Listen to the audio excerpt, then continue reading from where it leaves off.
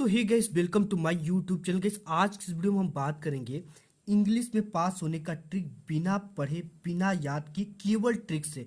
ठीक है, आपको इंग्लिश पढ़ना व लिखने नहीं आता, फिर भी आप क्वेश्चन के आंसर लिख लोगे केवल एक ट्रिक से। ठीक है, और 101% मैं पूरे गारंटी के साथ कहता हूं कि ये ट्रिक को देखकर टीचर खुश होकर आपको पूरे के पूरे नंबर देते। ठीक है, ये पूरी गारंटी है।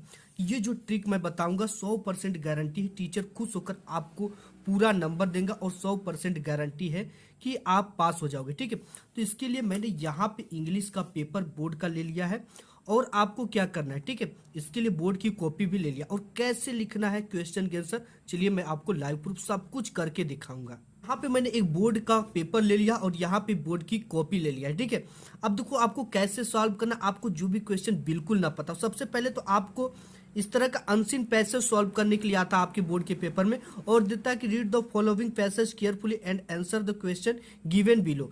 यानी कि आपको इसको सावधानी पूर्वक पढ़ना और इसके नीचे दिए गए क्वेश्चन के आंसर को आपको देना है। अब देखो, आपको अनसीन पैसेज नहीं पढ़ना है। ठीक है, सबसे पहले आप क्वेश्चन पढ़ो। क्वेश्चन कह रहा है कि what should we do to get success in life. तो हमने बताया कि शुरू में आपको कुछ ग्रामर की रूल को फॉलो करना है क्वेश्चन का आंसर बनाते समय। वो कौन सा रूल है जिस रूल को एग्जामिनर 100% इसी रूल को देखकर आपको पूरे के पूरे नंबर दे देता है। ठीक है, तो आपको कुछ ग्रामर के रूल को फॉलो करना है, जो क्वेश्चन का आंसर बनाते समय आपको ग्रामर के कुछ रूल को फॉलो करना। वो क्या है, आपको कभी भी आंसर लिखते समय क्वेश्चन वर्ड से शुरू नहीं करना है। तो आपको क्या करना है, क्वेश्चन वर्ड से शुरू नहीं करना। क्वेश्चन वर्ड कौन कौन से हो गए, जैसे वेन हो गया, वेयर हो गया, हु हो गया, व्हाट हो गया, या इस तरह के क्वेश्चन वर्ड आते हैं। तो आपको आंसर बनाते समय इनको हटाना है। वो कैसे हटाना, मैं एक ट्रिक बताऊंगा आपको। आंसर लिखते समय इन वर्ड को हटा देना। अब देखो, हटाने के बाद आपको क्या करना, आपको शुरुआत सब्जेक्ट से करनी है। जिस भी क्वेश्चन का आप आंसर लिखो उसकी शुरुआत सब्जेक्ट से करनी। अब देखो, आपको सब्जेक्ट नहीं पता कि सब्जेक्ट कैसे मिलेगा, तो देखो सबसे पहले आप जो क्वेश्चन दिया है ना, सब्जेक्ट कैसे मिलेगा, कौन या किसको से प्रश्न पूछने पर, कौन या किसको से प्रश्न करने पर जो उत्तर मिलता है वही आपका क्या होता है, सब्जेक्ट होता है। तो इसमें हम देखें, इस बिल्कुल इजीली आप इसको समझ जाओगे। आप क्वेश्चन में आ जाइए। सबसे पहले देखो, यहाँ पे देखो क्वेश्चन दे रखा है, what should we do to get success in life. ठीक है, हमें अपने जीवन में सफलता पाने के लिए क्या करना चाहिए। तो अब आपको सब्जेक्ट कैसे मिलेगा, कौन या किसको से प्रश्न पूछने पर।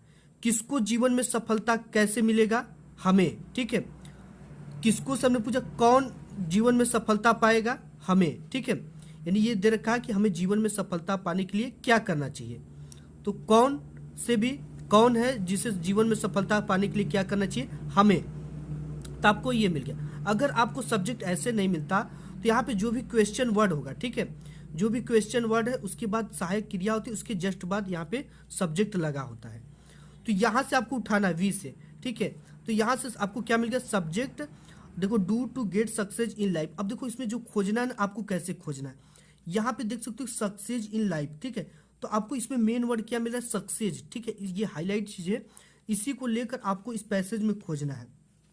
तो यहाँ पे आपको मिल रहा है सक्सेस। ठीक है, तो आपको यहाँ से उठाना है, to try is the first step of the ladder of success. ठीक है, यहाँ से यहाँ तक आपको लिख देना है, यही चीजें आपकी आंसर हो जाएगी। देखो इसको कैसे लिखना है, सबसे पहले आपको वी, ठीक है, वी दे रखा है। आपको एक चीज का और ध्यान देना है ग्रामर के रूल में, ये जो क्वेश्चन है ये जिस टेंस में है आपको उसी टेंस में इसका उत्तर लिखना है। ये क्वेश्चन जिस टेंस में, आपको उसी टेंस में इसका आंसर लिखना है। अगर ये प्रेजेंट में तो प्रेजेंट में, पास्ट में है तो पास्ट में इसका आंसर लिखा जाता है। ठीक है, ये ग्रामर का रूल होता है और टीचर आपकी बोर्ड एग्जाम में यही देखता है और इसी से नंबर दे देता है। ये देखिएगा कि बच्चे ने ग्रामर का फुल प्रयोग किया। तो यहाँ पे बी आपको सब्जेक्ट मिल गया और शुड इसमें हेल्पिंग वर्ब भी इसी को लगा देना होता है। तो यहाँ पे हो गया B should try the first step of the ladder success. ठीक है, तो यहाँ से आप समझ गए, to try is the first step of the ladder of success. हमें बी क्या है, बी हमें सब्जेक्ट था, हमने बी को क्या कर दिया, यहाँ पे लगाया। ठीक है, वी और शुड, फिर इसके बाद यहाँ से उठाए हमने, कहाँ से, to try is the first step of the ladder of success. तो ये आपका क्या बन गया, पैसेज। लेकिन यहाँ पे हमने ग्रामर के रूल का फुल प्रयोग किया है। इसी तरह से आपको नेक्स्ट आ जाता है, जैसे यहाँ पे है, देखो इसमें क्या अंतर है, what type of life did the great man of the world lead. तो यहाँ पे आपको क्या ध्यान देना है, जिस भी वाक्य में, ठीक है, डिड आता है, जिस भी क्वेश्चन में डिड आता है तो आपको ये ध्यान देना है उसका आंसर लिखते समय डिड को हटाकर जो क्रिया होती है उसका सेकेंड फॉर्म लिखा जाता है। ठीक है, did the great man of the world lead, ये इसमें क्रिया है, लीड क्या है, क्रिया है, लीड का सेकेंड फॉर्म लेड होता है। और आपको अगर सेकेंड फॉर्म नहीं पता है तो अक्सर वर्ब में क्या होता है, अक्सर जो वर्ब होता है वर्ब में आपका डी या ईडी लगाने से वर्ब का सेकेंड फॉर्म बन जाता है, डी या ईडी लगाने से वर्ब का सेकेंड फॉर्म बन जाता है। तो यहाँ पे आपको इसमें मेन वर्ड क्या है, great man of the world lead, तो इसमें ग्रेट मैन मेन वर्ड है, तो इसी से हमें क्या करना है, आंसर खोजना है। All the great man of the world lead very diligent, तो यहाँ पे आपको सब्जेक्ट क्या है, द ग्रेट मैन, ठीक है, ऑफ द वर्ल्ड लीड, तो यहाँ से दिया ही है the great man of the world lead very diligent lifes. तो यहाँ पे सिंपली आप यहाँ से लिख सकते हो कि the great man of the world lead very diligent lifes. तो सिंपली यहाँ पे हमने क्या किया, द ग्रेट मैन हमें क्या मिल गया, सब्जेक्ट मिल गया, ठीक है, द ग्रेट मैन, यानी हमने बताया कि जो हेल्पिंग वर्ब होता है इसके जस्ट बाद क्या होता है, subject, the great man of the world, तो यहाँ पे सेकेंड फॉर्म इसका दे ही दिया है, ठीक है, of the world lead very diligent lifes, ये चीजें हमने लिख दिया। अब देखो इसको कैसे आंसर लिखना है, इसके बाद आपको write a letter to your father demanding money to purchase your books. अब देखो इसका क्वेश्चन का आंसर कैसे लिखना आपको बिल्कुल नहीं पता है, इसके लिए भी आपको कुछ भी नहीं करना, यहाँ पे आंसर टू क्वेश्चन नंबर जितने नंबर का लिख रहे हो उसको डाल देना है, ठीक है, यहाँ पे एक है तो एक, दो है तो दो, इस तरह से आपको राइट कर देना है। और देखो यहाँ पे write a letter to your father demanding money to purchase your book. अब सिंपली आपको कुछ भी नहीं करना है, लेटर लिखने के लिए आपको कुछ भी नहीं, 1% आपको पढ़ाई नहीं करना है इसमें। देखो सबसे पहले आपको क्या करना है, आपको एक एड्रेस लिखना होता है जो कि इस साइड में लिखा जाता है, ठीक है, देखो एड्रेस लिखोगे आप तो आपको अगर एड्रेस नहीं पता है तो आप जहाँ रहते हो उसकी एड्रेस आपको पता होगा, तो उसका आपको क्या लिखना है, गांधीनगर आगरा यूपी। इसके बाद आप जिस डेट को ये लिख रहे हो, ठीक है, 7 मार्च 2023, 24, 25 जिस तारीख को आप लिख रहे हो वो तारीख यहाँ पे डाल देनी है। डालने के बाद इसके बाद आपको क्या करना है, सब्जेक्ट लिखना होता है, सबसे इंपॉर्टेंट चीज़ है। अब आपको सब्जेक्ट कहाँ से मिलेगा, ठीक है, तो यहाँ जो सब्जेक्ट है डिमांडिंग मनी, यानी कि इसमें किस विषय पर बात की जा रही है, डिमांडिंग मनी, पैसे मांगने के विषय में।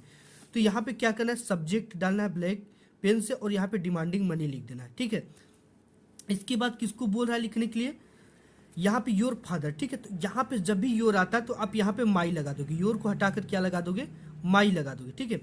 यहाँ पे माई डियर फादर, फादर को बोल रहे हो तो अच्छे से बोलेंगे हम क्योंकि पैसा लेना हमें, तो माई डियर फादर।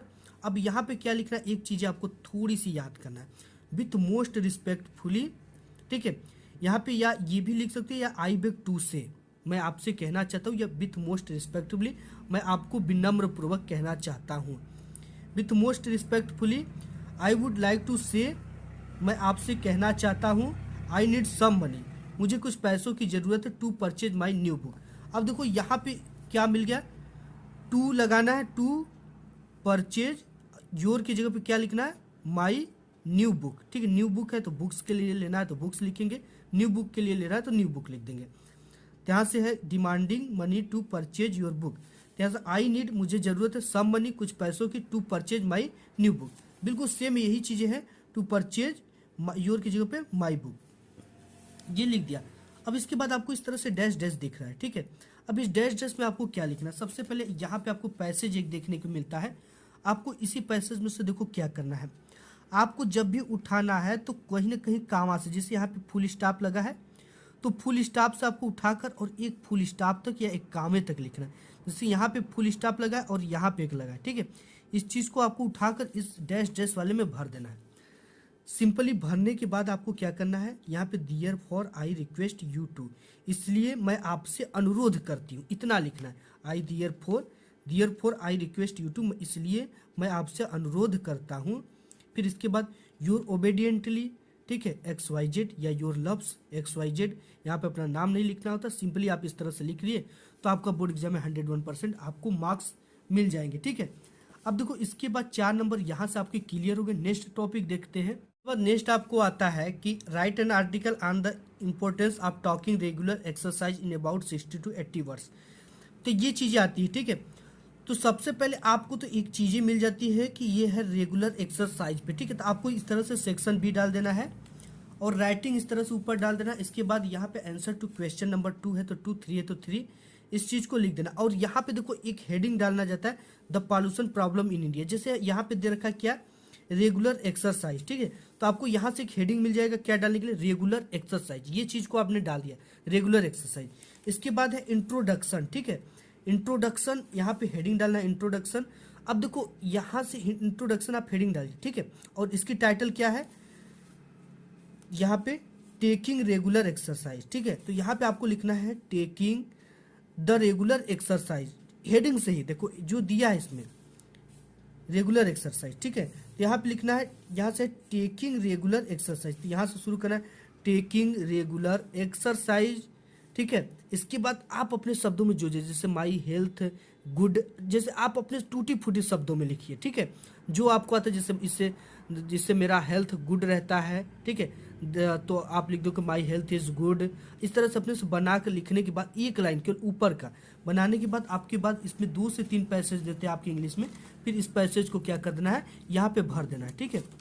फिर हेडिंग डालना है कीप्स आवर बॉडी एक्टिव, तो लिख देना कि यहाँ पे फिर आपको डालना taking regular exercise keep our body is very active, ठीक है। Is keeps our body is very active, इसी तरह से आपको थोड़ा थोड़ा बना बना के लिखना है, ठीक है। जैसे बॉडी एक्टिव रहता है और आपके सुबह उठने से माई हेल्थ इज, आपको जो भी लिखना है जैसे कि माई हेल्थ इज एक्टिव, मेरा हेल्थ एक्टिव रहता है। आप इस तरह से बना बना के लिखने के बाद इस तरह से आपको क्या करना है, फिर से पैसेज थोड़ी सी उठाना है, कहीं से फुल स्टॉप से यहाँ से उठाना है, एक 2 लाइन इधर का लिख देना है, ठीक है।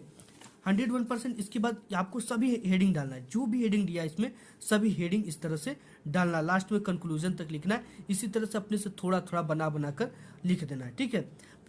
तो इस तरह से आप करोगे तो 101% आपको नंबर मिलेंगे। जैसे यहाँ पे है इंट्रोडक्शन, इस तरह से डालना है और हाईलाइटर से कर देना है। तो जिस तरह से थोड़ा थोड़ा बना बना कर आपको हेडिंग डालना है तो उसके नंबर मिलते हैं। इसके बाद आपको आ जाता है इस बोर्ड एग्जाम में एक लॉन्ग टाइप के क्वेश्चन लिखने के लिए आता है, ठीक है। और आपको इसमें पूरा का पूरा नंबर मिलेगा, 4 नंबर। यहाँ पे देता है answer 1 of the following question in about 60 word, 60 word में आपको लिखना। अब देखो इसमें थोड़ी सी ग्रामर का आप रूल लगा दोगे, आपको पूरी की पूरी नंबर मिल ही जाएगा, ठीक है। 101% मिलेगा। इसमें देखो क्या है, how did the hail stones effect the field of Lencho, यानी कि जो हेल स्टॉर्म था, जो तूफान था, वो लेंचो के जो खेत है, फील्ड है, उसको किस प्रकार से प्रभावित किया। तो यहाँ से सिंपली आपको क्या लिखना है, देखो यहाँ पे सब्जेक्ट आपको कैसे मिलता है, how did the hail stones, ठीक है। तो लेंचो के खेत को किसने प्रभावित किया, कौन प्रभावित किया, हेल स्टोन ने ना, कौन या किसको से आपको प्रश्न करने पर क्या मिलता है, सब्जेक्ट मिलता है। ना भी मिले तो हमने बताया कि हेल्पिंग वर्ब के जस्ट बाद सब्जेक्ट होता है, हेल्पिंग वर्ब के जस्ट बाद सब्जेक्ट होता है।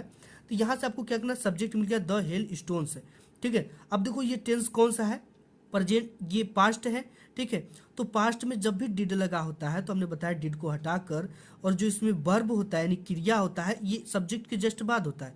इसमें क्या लगा देना है, सेकेंड फॉर्म इसका लगाना। और सेकेंड फॉर्म कैसे बनता है, हमने बताया कि अधिकतर वर्ब में जो वर्ब होता है उसमें डी, ठीक है, डी या ईडी लगाने से वर्ब का सेकेंड फॉर्म बन जाता है। ये चीजें हो गई। तो इसमें हमें क्या करना, सेकेंड फॉर्म लगाना, the hail stones affected the field of Lencho. तो यहाँ पे लिखना है the hell stone affected the field of Lencho. और एक चीज आपको तैयार कर लेना, बिकाज की मीनिंग, ठीक है। अक्सर जब भी देखो बिकाज, इसके बाद the hell stone affected the field of Lencho, यानी कि तूफान ने लेंचो के खेत को प्रभावित किया क्योंकि, ठीक है। इसकी मीनिंग आपको BECAUSE इसको तैयार कर लेना है। ये चीजें हर समय इसके बाद लिख देना है, ठीक है। बिकाज लिख सकते हो या आप सो दैट लिख सकते हो, ठीक है। इसके बाद भी आप दैट केवल भी लिख सकते हो, ठीक है। दैट भी लिखकर आप इस तरह से बनाना है, ये चीज़ों का यूज कर कर आपको इसके बाद आंसर लिखना है। बिकाज यहाँ पे हो गया। अब इसके बाद हमने बताया कि इसमें देखो फिर एक पैसेज दिया है, ठीक है। एक पैसेज यहाँ पे दे रखा, आप इसी में से क्या करना है, यहाँ से फुल स्टॉप है, यहाँ a man who take away another man's freedom is the prisoner of here, यहाँ से उठाकर यहाँ से इस काम तक लिख देना। सिंपली आपको यहाँ पे 60 वर्ड लगने तक भर देना है, कम से कम 5 लाइन 6 लाइन। तो तो यहाँ से अगर आप इस रूल को ग्रामर के फॉलो कर देते हो तो आपको नंबर मिल जाएगा। इसी तरह से यहाँ पे सेकंड क्वेश्चन दिया, व्हाई डिड द अनी फ्रैंक मेंटेन्ड ए डायरी, यानी अनी फ्रैंक जो थी अपने पास डायरी क्यों रखा करती थी। तो यहाँ पे सबसे पहले आपको हमने बताया कि ये क्या है, ये हेल्पिंग वर्ब है, इसके बाद हमें सब्जेक्ट मिल जाता है, ठीक है, कहीं से कुछ नहीं खोजना है। एनी फ्रैंक मेंटेन्ड, अब देखो यहाँ पे डिड हटाना और यहाँ पे सेकंड फॉर्म लगाना है, तो यहाँ ईडी लगा देंगे, ठीक है। मेंटेन्ड ए डायरी बिकाज रखा करती थी क्योंकि, इसके बाद आपको अगर आता तो लिखिए, इसके बाद पैसेज तो ये है, पैसेज उठाकर सिंपली भर देना है, ठीक है। इसके बाद जो नेक्स्ट टॉपिक आता है आपके, इसके बाद यहाँ पे आपके बोर्ड एग्जाम में आता है शार्ट आंसर लिखने के लिए, ठीक है। जैसे यहाँ पे what was the only way to save Tricki, यानी कि जो ट्रिकी थी उसके बचने का केवल एक ही रास्ता था, वो कौन सा था, ठीक है। तो यहाँ पे आपको देखना है कि इसमें हमने बताया कि सब्जेक्ट सबसे पहले खोजना है, हेल्पिंग वर्ब के बाद सब्जेक्ट आपको मिल ही जाता है। The only way to save Tricki, इतना ही आपका पूरा subject, the only way to save Tricki, इस चीज को लिखना, the only way to save Tricki. अब इसमें जो भी हेल्पिंग वर्ब लिखा है, यानी जिस टेंस पे जैसे वाज लगा है वाज लगा देना, सब्जेक्ट के जस्ट बाद आपको क्या लगाना है, हेल्पिंग वर्ब, ठीक है। The only way to save Tricki was, इसके बाद दैट, ठीक है, दैट की इसके बाद आपको क्या करना, पैसेज दिया है, पैसेज पूरा यहाँ से डैश डैश पे क्या करना है, भर देना है सिंपली। इसी तरह से और भी क्वेश्चन जैसे यहाँ पे है ये, ठीक है, इस तरह से और भी क्वेश्चन यहाँ पे स्टार्ट आ जाते हैं। जैसे यहाँ पे what kind thief Hari Singh was, ठीक है, तो यहाँ पे हरि सिंह से आपको उठा लेना, हरि सिंह वाज, इसके बाद इस यहाँ पे डैश डैश करके पैसेज भर देना, बिकाज उकाज लगाकर, तो इस तरह से आपको भर देना और नंबर 100 पर। बोर्ड एग्जाम में आपका आता है right the central idea of one of the following poems, ठीक है। यहाँ पे कुछ पोएम्स दे देते हैं, इनके आपको सेंट्रल आइडिया लिखना होता है। आपको बिल्कुल भी सेंट्रल आइडिया याद नहीं है, ठीक है, तो आपको सबसे पहले सेंट्रल आइडिया में जो हेडिंग दिया उसको लिखना होता है। जैसे यहाँ पे क्वेश्चन, ठीक है, यहाँ पे आंसर टू क्वेश्चन नंबर आपको डाल देना है, ये जितना भी है। इसके बाद आपको यहाँ से हेडिंग डालना,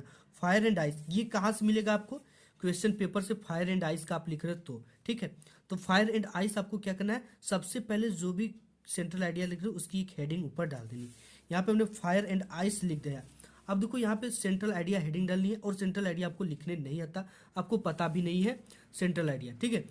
तो यहाँ पे एक लाइन आपको याद करना है, द पोयम, इसके बाद इसका टाइटल, ठीक है, जो टाइटल इस पोयम का name, the poem Fire and Ice, यहाँ से हमने उठाकर यहाँ पे रख दिया, has been composed by Robert Frost, यानी कि ये the poem Fire and Ice has been, इसे कंपोज्ड किया है रॉबर्ट फ्रॉस्ट ने, ठीक है, इतना याद कर ले। अब इसके बाद in this poem the poet has described about, यानी कि इस कविता के माध्यम से हमें कवि बताना चाहता है, यानी इस कविता के माध्यम से हमें कवि किसके बारे में बताना चाहता है, ठीक है, बिल्कुल इजी।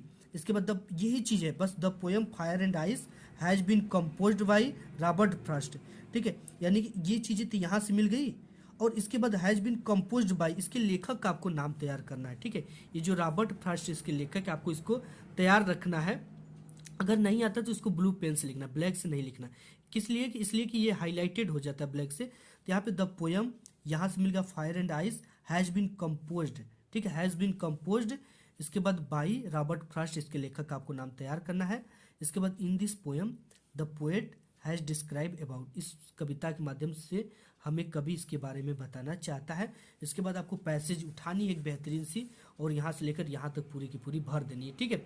तो यहाँ से अगर आप ये अगर अप्लाई करते हो तो 101%, मैंने प्रीवियस ईयर के कई बच्चे जो बिल्कुल फेल होते उनको बताया 101% वो पास हो गए, अच्छे मार्क्स के साथ पास हुए। तो आज की इस वीडियो में बस इतना ही, मिलूंगा एक नेक्स्ट वीडियो, तब तक के लिए धन्यवाद।